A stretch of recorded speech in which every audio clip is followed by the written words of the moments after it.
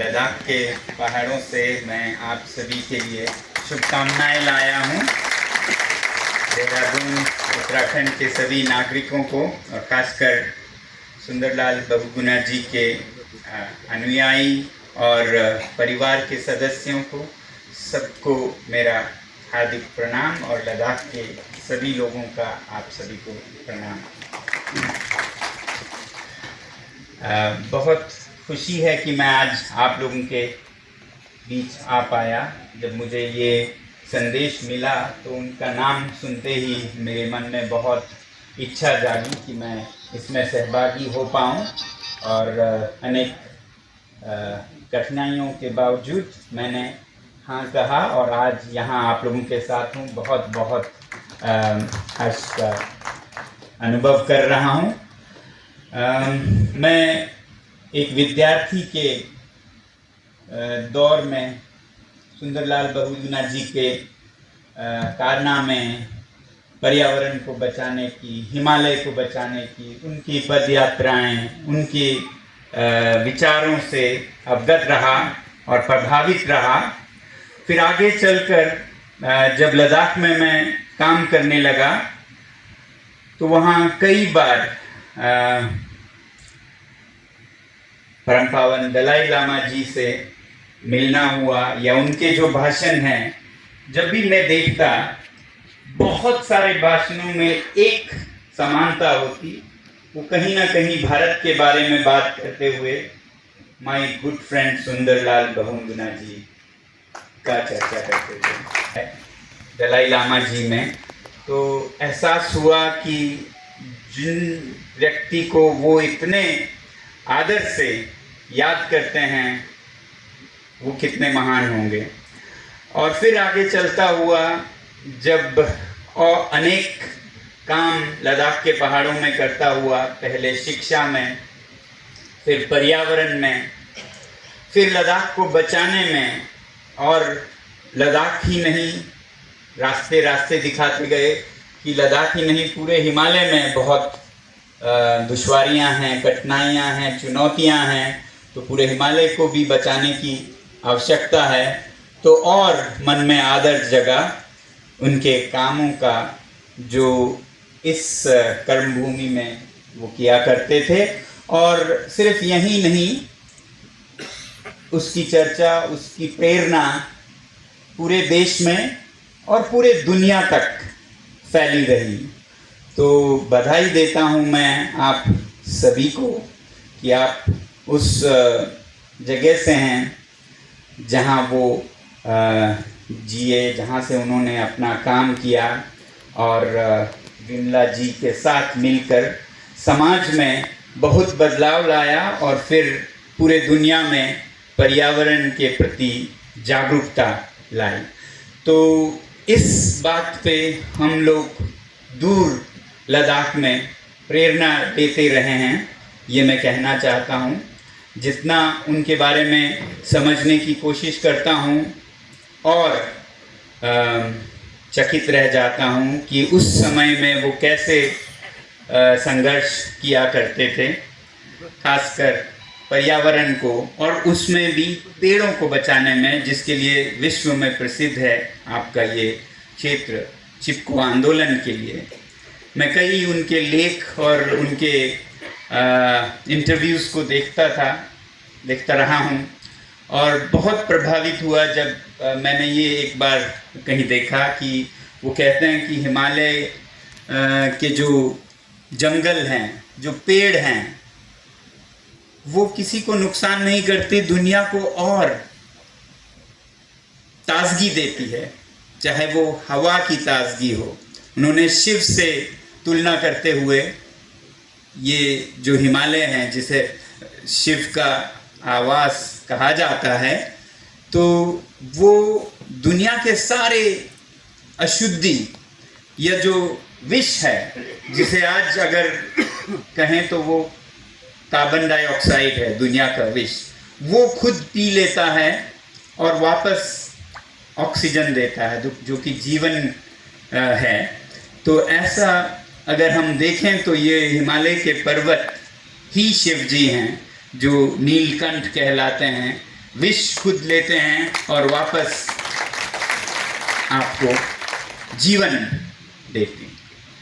तो ऐसी तुलना मुझे बहुत बहुत खूबसूरत लगी, जो लोगों के मन को छुए, लोगों से सीधा एक संपर्क बनाए पर्यावरण का। वैसे ही वो कहते हैं कि हम जब शिव जी के बारे में देखते हैं तो उनके जटाओं से गंगा बहती है। तो ये जो हिमालय के जंगल हैं, ये पानी को बचाकर सही समय पर देने का काम भी यही करते हैं। यही पेड़ वो शिव जी के जटाएं हैं जिसमें से गंगा निकलती है, जमुना निकलती है। तो ऐसी बहुत सुंदरता से वो लोगों से जोड़ते थे इस बहुत ही पेचीदे विषय को। अब जब आज के देश में जैसी परिस्थितियां, जैसे विकास हो रहा है, उसमें हम बहुत बार देखते हैं कि जो विकास की नीतियां हैं वो दूरदर्शिता के साथ नहीं होती। 4 दिन की चांदनी के लिए ज़्यादातर, उसके बाद जो अंधेरी रात होने वाली है उसका कोई और खामियाजा भुगतेगा, उसका कोई और जवाब देगा। हमें तो 5 साल का यश चाहिए, 5 साल की तालियां चाहिए, बाकी उसके बाद जो होगा देखा जाएगा। ये बहुत ही अल्प या शॉर्ट साइटेड तरीका बन गया है। और बहुत बार हम सरकारी नीतियों को देखते हैं और उसमें बहुत ऐसे चुनौतियां देखते हैं जो देश को या खासकर हिमालय जैसे संवेदनशील जगहों को आने वाले दिनों में 2-4 होना पड़ेगा। और फिर हम सरकार पर खासकर दोष देते हैं। मगर अजीब बात मैंने ये देखी कि सरकारें चाहे जो भी हों, हम अभी जो सरकार है उस पे दोष देते हैं, अगली कोई सरकार हो तो वो भी वही करते हैं।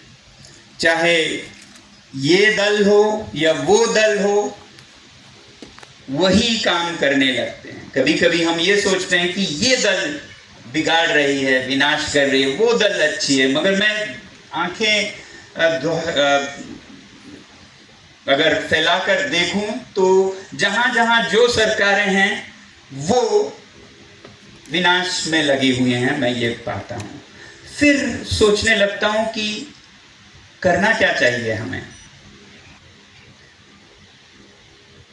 कहीं बीजेपी की सरकार हो तो हम ये सोचते हैं कि ये सरकार गलत कर रही है, इसका हमें विरोध करना चाहिए। दूसरे किसी राज्य में देखेंगे तो आप देखेंगे वहाँ कांग्रेस की होगी तो वो भी वही कर रहे हैं। अगर उदाहरण दें तो पेड़ के कटाव पर हम कई राज्यों में ये कहते हैं कि यहाँ ये सरकार बीजेपी की सरकार कर रही है, वहीं फिर आंध्र प्रदेश में गाचीबौली में कांग्रेस की सरकार कर रही है। तो ये सरकारों से हटकर कुछ है और इसमें हमारा कुछ दायित्व है, ये मुझे लगता है। अगर हम 2 और 2 को जोड़ें तो इसमें मैंने ये 2 बातें समझी जो मैं आप लोगों से साझा करना चाहूँगा।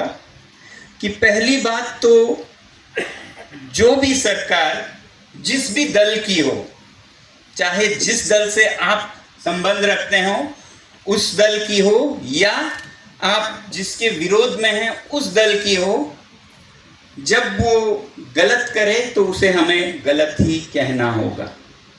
क्योंकि ये मेरे दल की है तो ये करे तो ठीक है, ये कोई तरीका नहीं है, ये कोई तर्क संगत नहीं है कि इस दल का किया हुआ ठीक है, उस दल का किया हुआ गलत है।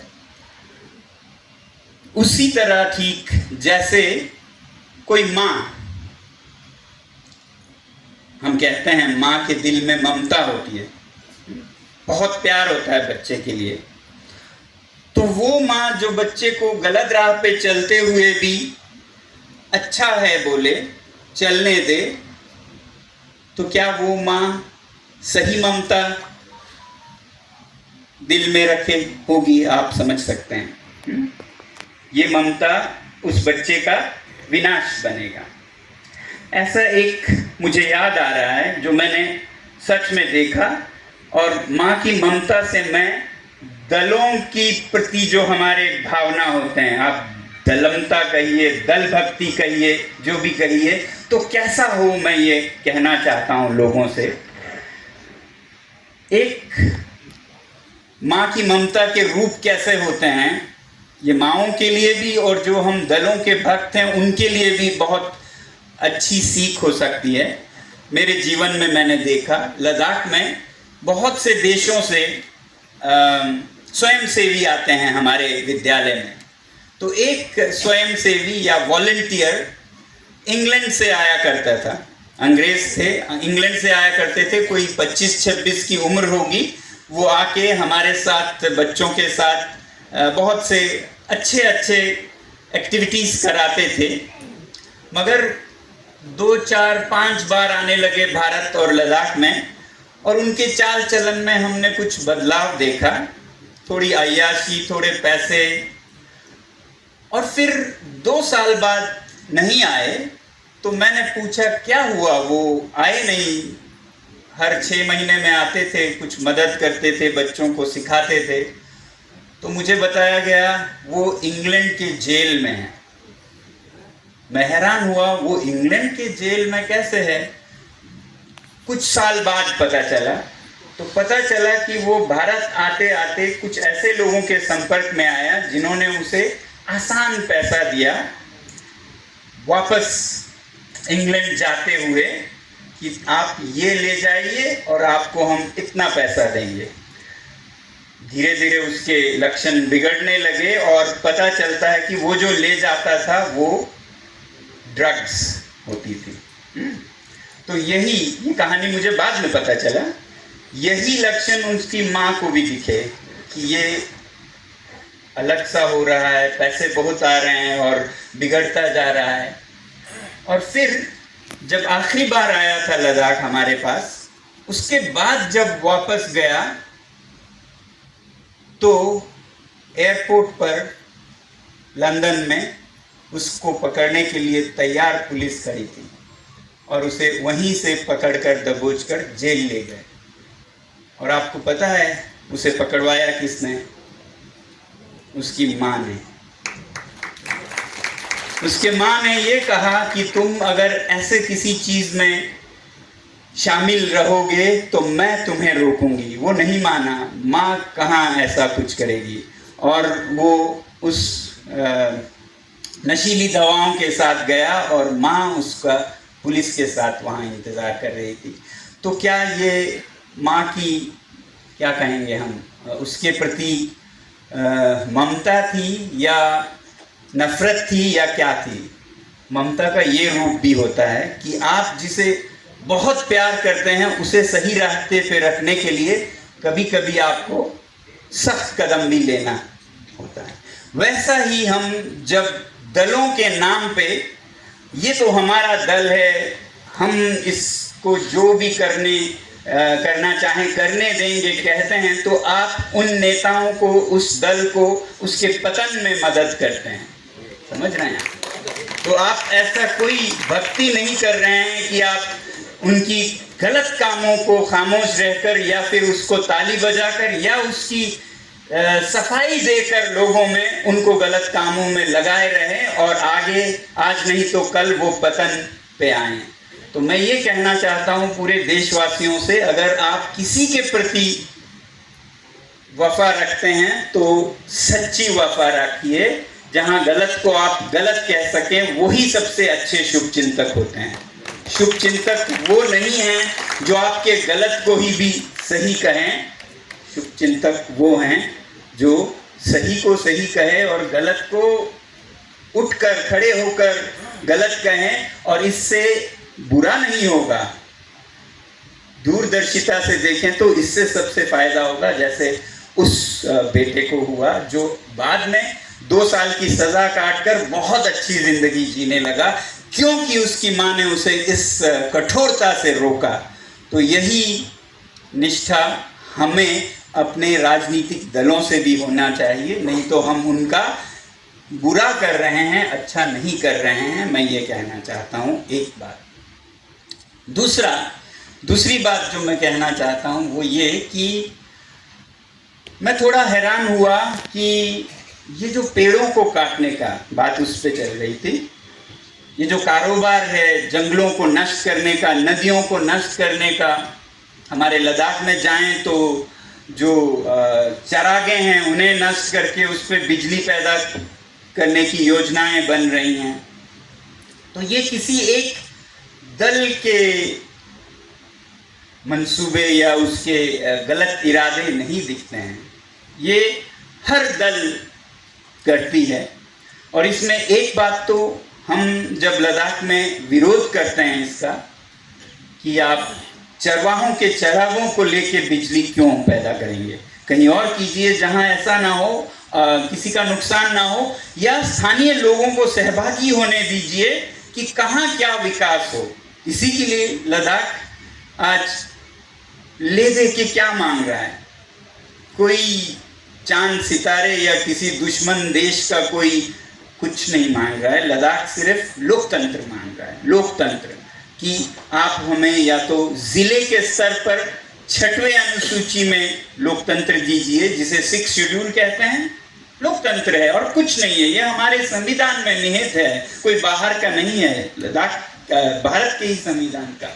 और ये जो 2019-20 में वचन दिए गए हम आपको ये देंगे, तो ऐसे वादे हैं जो हम उसकी पूरा करने की मांग ही कर रहे हैं। या फिर हम कह रहे हैं कि हमें असेंबली दीजिए, स्टेटहुड दीजिए। दुनिया भर में हर एक को अपनी आज़ादी है, अपने प्रतिनिधियों द्वारा कैसी प्रगति या विकास की जाए, वही हक इन्हें दीजिए, इतना ही कह रहे हैं। तो अगर वहाँ के लोग जो खुद साहूकारिता रखते हैं, जिनको पता है कि कैसे इन पहाड़ों में जीवन चलता है, मैं अभी कुछ देर पहले कह रहा था कि लद्दाख अगर आप देखें तो वो इस धरती का हिस्सा नहीं दिखता है, बल्कि मंगल ग्रह का हिस्सा दिखता है। ऐसे दुश्वार मुश्किल जगह पे अगर जीवन पनप पाया है तो एक संस्कृति के कारण पनप पाया है, जो प्रकृति के साथ संतुलन में रहना जानता है। अब उसे आप तहस नहस कर दें और फिर किसी ऐसे व्यक्ति को सौंप दें जिसे उस इलाके का कुछ नहीं पता है, जो हिमालय के पार मंगल ग्रह जैसे लद्दाख का कोई जानकारी नहीं रखता है, तो वो गलतियां कर बैठेगा। अच्छे से अच्छे गवर्नर भी गलतियां कर बैठेंगे और बुरे से बुरे हुए तो वो बेच देंगे, खरीदो फरोख्त करेंगे, क्योंकि ना उन्हें तजुर्बा है, अनुभव है कि यहाँ क्या हो सकता है क्या नहीं हो सकता है, ना ही उन्हें कोई जिम्मेवारी है, क्योंकि उन्होंने तो पैराशूट से आए हैं, पैराशूट से चले जाएंगे, आगे क्या हो भुगतना तो वहाँ के लोगों ने है। तो इसलिए ये प्रणाली किसी के लिए भी अच्छी नहीं हो सकती है, जिसमें जिन लोगों को पता है और जिनके दिल में दर्द है और जिन्होंने भुगतना है, उनका कोई भागीदारी नहीं हो। कोई ऐसा सिस्टम चल रहा है जिसमें कि किसी का कोई जिम्मेवारी ही नहीं हो। तो ये लद्दाख के संदर्भ में इस तरह की नीतियां चल रही, इसलिए हम आंदोलन कर रहे हैं। और ऐसा नहीं है कि सरकार को ये समझ नहीं थी। सरकार को जब लद्दाख यूटी बना 2019 में, तब उनका दिमाग दिल सब बहुत साफ था। इसीलिए लद्दाख के लोगों ने बहुत गहराई से कृतज्ञता व्यक्त की कि आपने हमें एक अपना अस्तित्व दिया लद्दाख को, जम्मू और कश्मीर से हटकर, क्योंकि लद्दाख 18वीं सदी में एक पूर्ण राज्य था, राजा के साथ उसे एक जिला बना दिया गया जम्मू और कश्मीर का। फिर दोबारा से उसे एक अस्तित्व दिया जब 2019 में लद्दाख एक यूटी बना। मगर उस समय की समझ ज़्यादा दूर तक नहीं चली, क्योंकि 19 में और 20 में दो बहुत बड़े चुनाव हुए लद्दाख में, जिसमें जो रूलिंग पार्टी है उन्होंने सिर्फ आश्वासन ही नहीं लिखित में दिया कि हम लद्दाख को 6वें शेड्यूल में स्वायत्त देंगे, ये इनका बनता है और हम इन्हें देंगे। नंबर 1 पे लिखा, आप समझ सकते हैं, नंबर 1 पे। और फिर 1 साल में खामोशी, सन्नाटा सा छा गया, कोई इसकी बात भी ना करे। दूसरे साल में तो इसका याद दिलाना भी एक जुर्म बन गया। कोई अगर 6वें शेड्यूल का याद दिलाए तो उस पर मुकदमे लग जाते थे, पिटाई हो जाती थी। तो सब हैरान हुए कि ऐसा क्यों हो रहा है। अभी भी किसी को नहीं पता है कि अपने लिखित में दिए वादों से इतने कैसे यू टर्न हो गया कि वो जुर्म बन गया। याद दिलाना तक, वादा करना नहीं, याद दिलाना जुर्म बन गया। तो अटकलें हैं जो मुझे समझ आता है तर्क से, लॉजिक से, वो ये है, और जिसका बहुत लोग मानते हैं कि इस बीच में 1-2 साल में ऐसे औद्योगिक गुटों का दबाव आने लगा सरकार पर, जो लद्दाख को एक शोषण दोहन का मैदान मानते थे, जो इधर खनन, माइनिंग जिसे कहते हैं, या बड़े परियोजनाएं, बिलियंस ऑफ डॉलर्स, चाहे वो सूर्य ऊर्जा हो, दुनिया की सबसे बड़ी सूर्य ऊर्जा की परियोजना लद्दाख में बनाई जाएगी, ऐसा कहा जाता है, जो कि बुरी बात नहीं है। मैं तो खुद सूर्य ऊर्जा का बहुत बड़ा समर्थक हूँ, मगर उसे ऐसे बनाया जाए कि जो वहाँ पर लोग सदियों से स्थापित हैं, संस्कृति है दुनिया की, और सिर्फ उनके लिए नहीं, भारत के लिए दुनिया की सबसे कीमती रेशा, जिसे कश्मीर कहा जाता है, कश्मीर या पश्मीनाओं में भी पश्मीनाओं का राजा उसी जगह से निकलता है जहां पर ये परियोजना लाई जाएगी। सबको विस्थापित करके बिजली बनाई जाए। तो पहली बात तो अगर यहाँ के लोगों से पूछते, समन्वय होता, तो वो बताते कहाँ बनाना ठीक रहता, कहाँ नहीं रहता, किसे नहीं पसंद कि लद्दाख के ज़मीन से बिजली देश के लिए काम आए। सबको बड़ी खुशी होगी। लद्दाख के लोगों ने तो हर जंग में, हर युद्ध में देश के लिए जान दिया है, सिविलियंस ने सेना के साथ साथ। तो क्या वो बिजली नहीं देना चाहेंगे? मगर मुश्किल ये है कि उनसे बिना पूछे कोई भी आप कहीं से भी किसी को भी विस्थापित करके ले जाएं तो परेशानी है। तो अब हम क्या कहते हैं कि आपने जो सुना होगा, लद्दाख में आंदोलन चल रहा है, कहीं अनशन हो रहे हैं जिसमें मैं खुद जुड़ा था, या पद यात्राएं हो रही थी, आपने सुना होगा। वो हम क्यों करते हैं?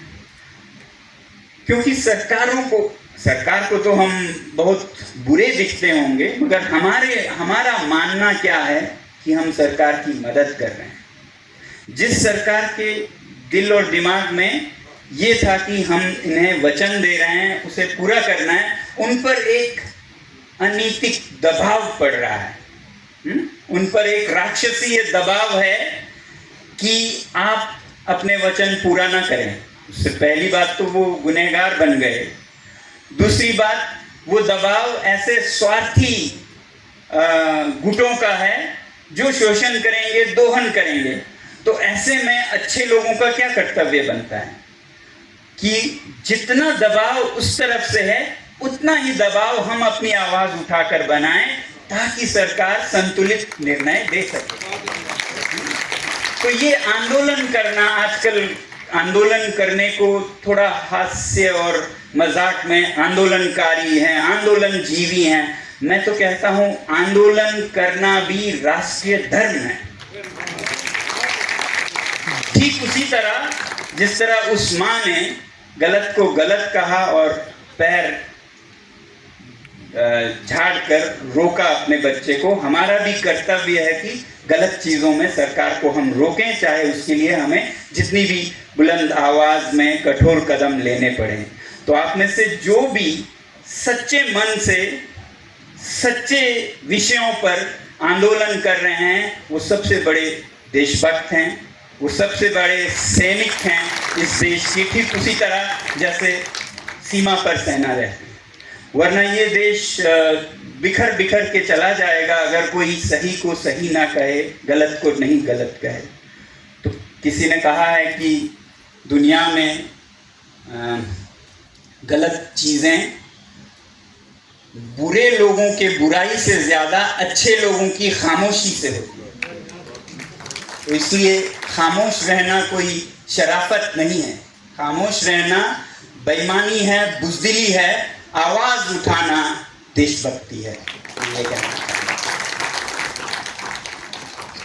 उसी तरह बहुत ज़रूरी बात ये कहना चाहूँगा कि ये सरकार वो सरकार, जैसा मैं कह रहा था, यहाँ कहीं बीजेपी की सरकार विनाश कर रही है तो कहीं कांग्रेस की सरकार विनाश। मुझे किसी पार्टी से कोई लेना देना नहीं, जहाँ जो गलत कर रहा है वो गलत कर रहा है, चाहे जिस भी पार्टी का हो। ऐसा ही हमें देखना होगा अगर सच्चे राष्ट्रहित में हम सोचना चाहते हैं। तो फिर देखते देखते मुझे ये लगा कि ये सरकारों का और दलों की बात शायद है ही नहीं। अगर हर पार्टी के लोग वही विनाश करने लग रहे हैं तो फिर स्रोत कहीं और है शायद, क्योंकि ये पार्टी जब कर रही है तो वो विरोध कर रहे थे, अब वो सत्ता में आए तो वो भी ऐसा कैसे करने लग गए। तो फिर कहाँ से है ये विनाश का स्रोत? आपको जानकर हैरानी होगी मेरे विचार को। ये स्रोत जो कि कॉमन है हर दल के लिए, ये स्रोत सच में कहें तो जनता है, नागरिक हैं, हम हैं, मैं हूँ, आप हैं। आप समझ रहे हैं क्यों ये बांध बांध कर नदियों को बांध रहे हैं, फिर बाढ़ में उजड़ रहे हैं कुछ लोगों की ज़मीन है, जैसा आप आंदोलन करते रहे हैं। क्यों ये कुछ लोगों की ज़मीनों को, चरागों को छीनकर उन्हें बेघर कर रही है। अगला कोई सरकार आएगा मेरे ख्याल से वो भी यही करेंगे, क्योंकि लोग, नागरिक जो हैं, और दो और दो और दो, उनकी संतुष्टि की कोई सीमा नहीं है। बिजली और मांगे जा रहे हैं, सारे सामग्री सामान और चाहिए और चाहिए। जब तक लोगों में ये और की लालसा जगी रहेगी, सरकारें उन्हें खुश करने में लगे रहेंगे। सरकारों को क्या पड़ी है कि वो बिजली के बांध बनाएं या फिर कोयले के बिजली घर लगाएं, अगर लोग उन्हें इस पर डांट डपट देती हो, गालियां देती हो। वो तो तब करेंगे जब लोग उन्हें उस पर प्रशंसा करते हो कि आपने बिजली इतना पैदा किया, आपने बिजली इतना पैदा किया, आपने इतना उत्पादन किया। तो लोगों में बदलाव की ज़रूरत है। सरकारें खुद बदलेंगी अगर लोगों की मानसिकता, सोच बदले। तो हम परेशान होते हैं जब लद्दाख में बिजली के लिए हमारे चरवाहों के चरागे जाते हैं, कहीं दिमाग में हम ये सोचते हैं कि चलो देश के लिए ये बिजली काम आया, मगर तरीका गलत था। ऐसा ही सोचते हुए हम पदयात्रा पे आए, ले से चलकर 1 महीने में लगभग 1000 किलोमीटर करते। ले से चलते हुए हमने चरागों को जाते हुए देखा, बिजली के नाम सुपुर्द। फिर हिमाचल में आए तो नदियों को जाते देखा बिजली के लिए। फिर चंडीगढ़ जैसे शहरों में जब आते हैं तब देखते हैं कि इस बिजली का हो क्या रहा है। हम ये देख रहे हैं कि लोग अपने घरों में एयर कंडीशनर्स 4-4, 5-5 हर तरफ से लगाए बैठे हैं और रहने वाले 2 हैं। सारे घर को ठंडा कर रखा है, जिसके लिए कितने करोड़ों यूनिट बिजली का जाता है। किसी की जान बचती हो तो हमारे दिल को सुकून होता कि हमारे घर उजड़े फिर भी ये बिजली किसी के घर बनाने में काम। किसी बच्चे की पढ़ाई होती अंधेरे में तब समझ आता, मगर आधे से ज़्यादा तो व्यर्थ में, अय्याशी में उड़ाए जा रहे हैं दिल्ली, चंडीगढ़, मुंबई और बेंगलुरु जैसे शहरों में। तो ये कैसा विकास है जिसमें एक शहर के अय्याशी के लिए एक गांव के जीवन को ही तितर बितर किया जा रहा है। इसको तो विकास नहीं कह सकते हैं ना। तो इसलिए आसान है सरकार को गाली देना, नेताओं को गाली देना, ठीक भी है जब उनके कदम गलत हो शॉर्ट टर्म में। भारत के सपूतों में से एक ऐसे ही बहुत विचार हैं। उन्होंने ये कहा है कि एक मनुष्य के लिए कामयाबी ये नहीं है कि वो कितने इच्छाएं पूरा करे, बल्कि कामयाबी उसका मापन कीजिए उसने कितने इच्छाओं को भस्म कर दिया, निकाल फेंका। ये शिक्षा देने की जरूरत है आज हमारे बच्चों को कि आप संतुष्टि या खुशी या विकास और भौतिक संपदा से नहीं, अंदर से इच्छाओं को कम करके करें। अगर इच्छाएं कम हो तो आप थोड़े में ही सबसे दुनिया के अमीर हो सकते हैं। अगर आपकी इच्छाओं की कोई सीमा ना हो तो आप दुनिया के सबसे अमीर होंगे, मगर आपको और 1 बिलियन चाहिए तो आप गरीब हुए ना। जो है उससे ज्यादा मुझे नहीं चाहिए वाला आदमी सबसे अमीर है दुनिया का, चाहे वो 10 रुपए रखता हो या 1 रुपये रखता हो। उसके बाद फिर 300 बिलियन हो, गरीब ही है, क्योंकि और उसे 700 बिलियन चाहिए कर रहे हैं। उसकी भी हमने सबसे बुरी सीखों को आगे बढ़ाया है, चाहे वो भारत में या अमेरिका में या इंग्लैंड में, जहाँ पर ये इकोनॉमिक्स आए हैं जिनकी थियरीज सबसे बड़ी किताबों में है अर्थशास्त्र के। तो 1-2 मैं आप लोगों को बांटता हूँ और बहुत होंगे। एक है law of diminishing utilities. Modern economics का एक थियरी है, हर जगह पढ़ाते हैं, समझता शायद कोई नहीं क्योंकि बदलता कुछ भी नहीं देखता हूं मैं। तो लॉ ऑफ डिमिनिशिंग यूटिलिटीज क्या सिखाता है? वो कहता है कि हर साजो सामान का जो मूल्य है, अर्थ है जो आपके जीवन में, वो घटता जाता है। जब आप नंगे पैर चल रहे हों, आपके पैरों में कांटे चुभते हैं, कंकड़ चुभते हैं, आपको 1 जोड़ा जूता मिले तो आपको 100% संतुष्टि मिलती है कि आपके पैर बच गए कांटों से, कंकड़ से। जब आपको दूसरा जोड़ा जूता दिया जाता है तो उसका वो माने नहीं होता है जो पहले जोड़े का था। मगर तीसरा जोड़ा जब आता है तब तो और भी कम। अब यहां लोग 30वां जोड़ा जूता खरीदने में लगे हैं, जिसका हमें कोई अर्थ नहीं रहता है, मगर प्रकृति का विनाश उतना ही होता है जितना पहला जोड़े से। ये लॉ ऑफ डिमिनिशिंग यूटिलिटी है कि आप जब जमाखोरी करते जाएं तो उसका अर्थ, उसका मूल्य घटता जाता है। तो ये तो है लॉ ऑफ डिमिनिशिंग यूटिलिटीज। उसको मैं थोड़ा सा मोड़ देता हूं, वांगचुक ट्विस्ट कहिए। मैं ये कहता हूं कि आप 30वां जोड़ा जूते के बाद 31वां भी जरूर खरीदिए, मगर अपने लिए नहीं, क्योंकि आपके लिए 31वां है, वो किसी ऐसे इंसान के लिए खरीदिए जिसका ये पहला बनेगा। तो फिर आपके पैसे का बहुत मतलब है, क्योंकि आप 100%, 60वां लीजिए, 70वां लीजिए, 7000% संतुष्टि ले पाएंगे, क्योंकि ऐसा कोई पा रहा है जिसके पैरों में पहला जोड़ा भी नहीं है।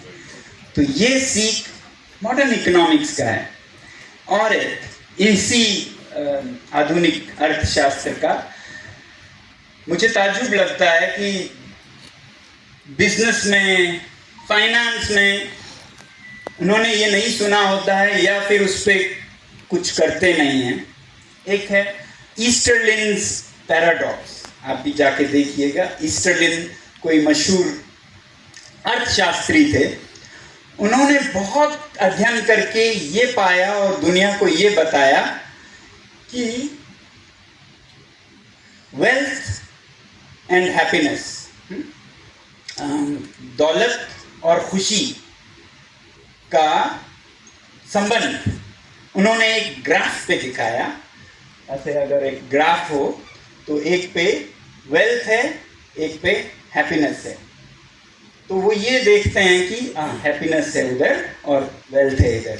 जैसे जैसे अगर वेल्थ नहीं हो, जीरो हो, तो हैप्पीनेस भी जीरो होता है। ये तो हम समझ सकते हैं। चाहे जितना भी हम बड़ी बातें करें, कोई भी भूखे पेट खुश नहीं हो सकता है। जितने भी सादगी या धर्म की बात करें, नंगे पैर भूखे पेट कोई खुश नहीं हो सकता है। खुशी भी जीरो होगी अगर आपके पास इतनी भी दौलत ना आए।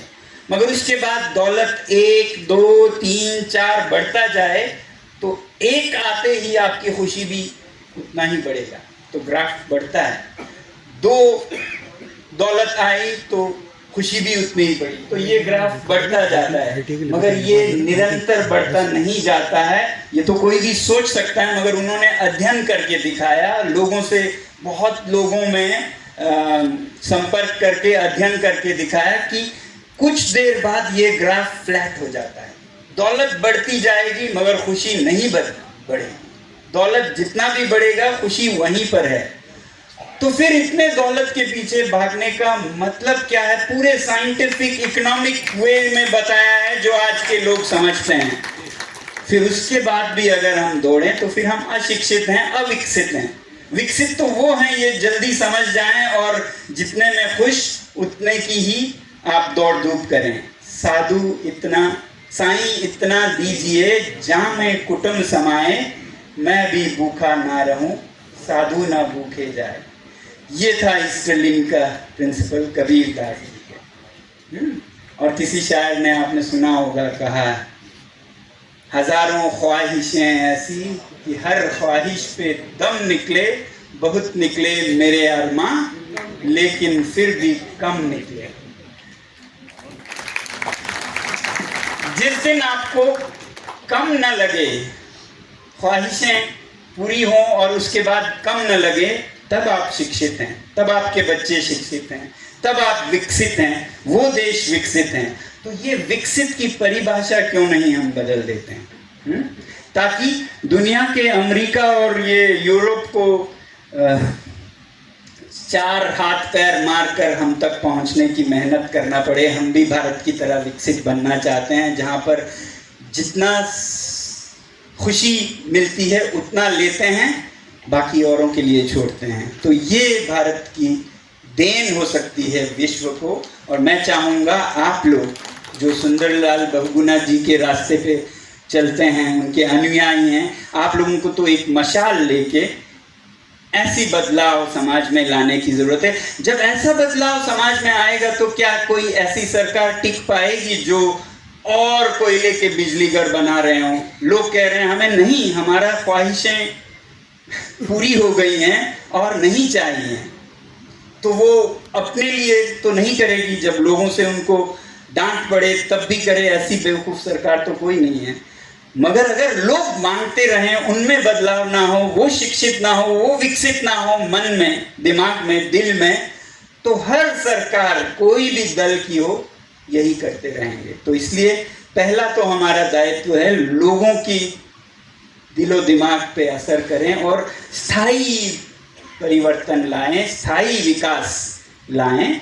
दूसरा, जब जब सरकारें गलत करें तो उन लोगों को जिसकी दल गलत कर रही है, सबसे बड़ा दायित्व है कि वो आवाज़ उठाएं और अपने प्यारे सरकार को रोकें, अपने प्यारे दल को रोकें, जैसे उस माँ ने अपने प्यारे बच्चे को रोका। मैं आज इतना ही आप लोगों के साथ बांटना चाहूँगा। बहुत बहुत धन्यवाद। आगे फिर आप लोगों का साथ और समर्थन मिलता रहे। धन्यवाद करना चाहता हूँ। मैं इस सर्दियों में एक धन्यवाद यात्रा पर निकला था।